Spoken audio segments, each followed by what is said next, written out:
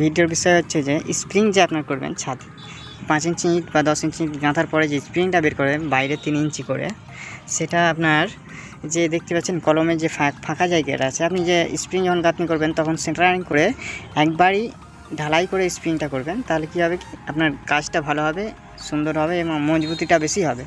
এবার যে ধরেন এখন এইরকম রেখে দিয়েছেন ইট দিয়ে বা ঢালাই করে আমি জয়েন করলাম, তাহলে হয়তো কি এটা কাজটা খারাপ হতে পারে, উঁচু নিচে হতে পারে এবং কাজটা আপনার মজবুতি একটুখানি কম হবে। যেমনটা এটা আপনার এই কলমের সাথে যখন স্প্রিংটা যখন গাঁথনি করে, স্প্রিংয়ের সাথে আপনার সেন্টারিং করে ঢালাই করে আপনার স্প্রিংটা করে দিয়েছে। এটা কী হয়েছে, এটা আপনার ওটা পুরোটাই যে আপনার 10 ইঞ্চি গাঁথনিটা আছে সেটার সাথে একদম পুরোটাই একসাথে মিলে ঢালাইটা এসছে, মজবুতিটা বেশি হয়েছে।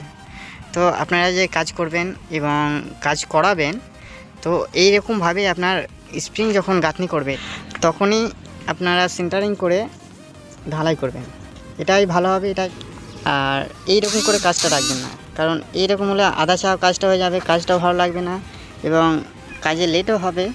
তো অবশ্যই আপনারা সেন্টারিং করে ঢালাই করে একসাথে আপনি স্প্রিং বার করে তারপরে আপনি উপরে পিলার উঠিয়ে গাঁথনি করবেন।